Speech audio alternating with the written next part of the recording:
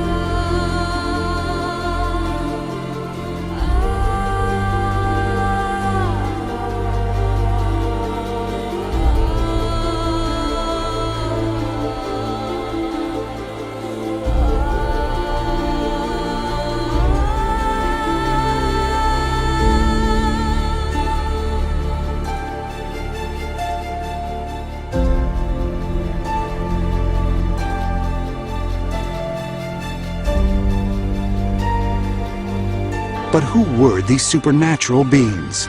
Many of these Hindu gods did look different than humans.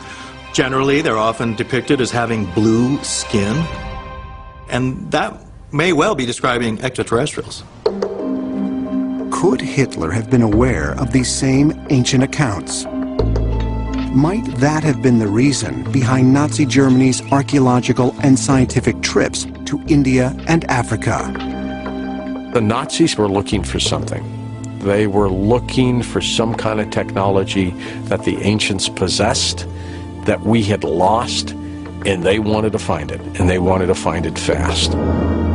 Throughout the Middle East and also in ancient India, there's stories of jinn, these genies. They've got magic powers, magic lamps, flying carpets and things like that. So in my mind, it's quite possible that this ancient jinn are really the ancient aliens with all their technology and aircraft.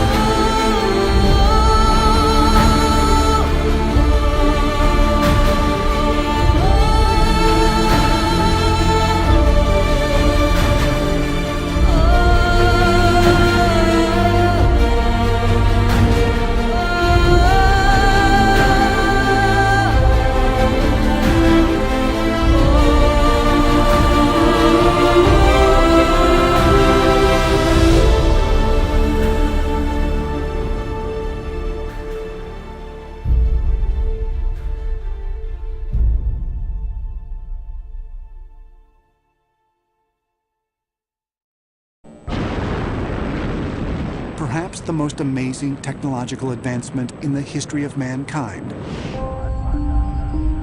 was placing a man on the moon. On July 20th, 1969, less than 25 years after the end of World War II, astronauts Neil Armstrong and Buzz Aldrin stood on the surface of an actual alien world.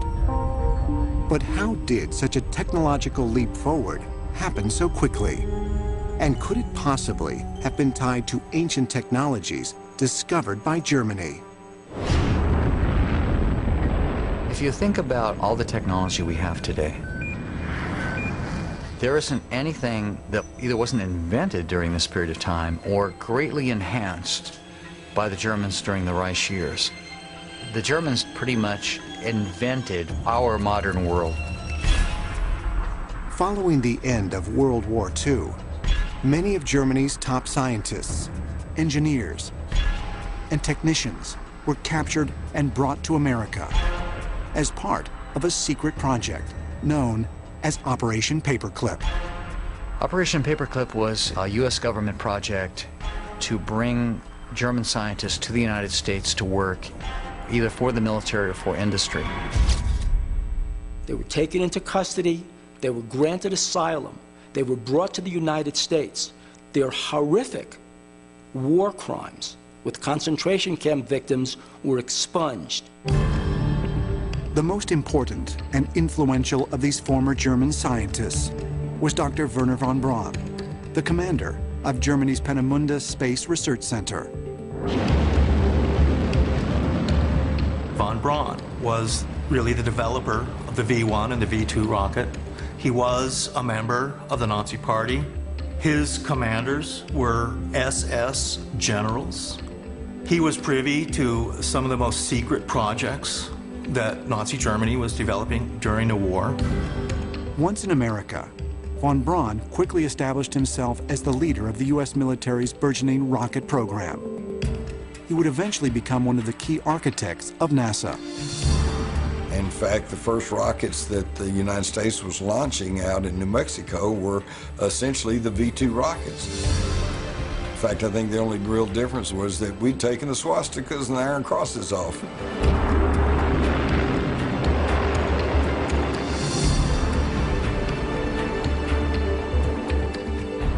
The whole space race almost seems like a joke as I look back on it, because the fact is there wasn't an American rocket program versus a Russian rocket program. We had a German rocket program. We didn't have an American rocket program.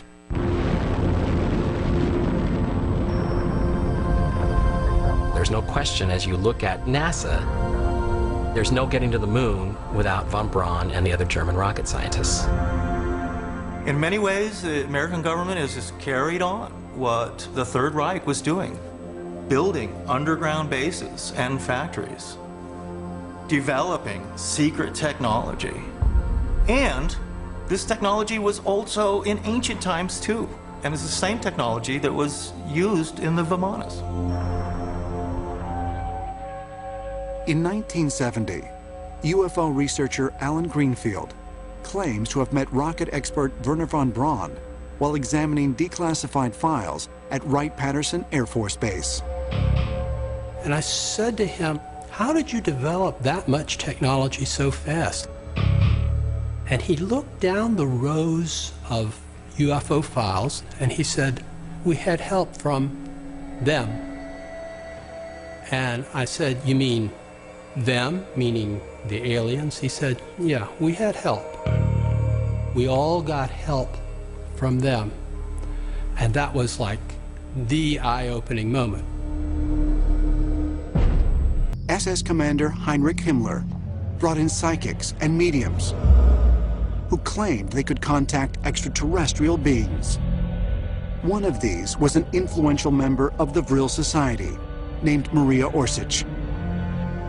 Maria Orsic headed a group of women known as the Vriligen, or the female Vril members, and they were beautiful women. They grew their hair very long because they felt like their long hair could act as an antenna to the universal Vril energy. They believed that extraterrestrials, non-human force, was right here on planet Earth. And they were the ones who inspired the early technology to develop circular-shaped craft based on images that they'd seen of flying saucers. They inspired Schaumburger. They inspired other developers to look into the possibility that these disc-shaped craft could fly through some sort of anti-gravity, some sort of levitation. The Germans were able to develop a technology so far in advance of the Allied technology that people said they were helped by extraterrestrials. In fact, the one quote we have was from Hermann Oberth. And Dr. Oberth was in the German rocketry program. Hermann Oberth said, quote, "We were helped by people from other worlds."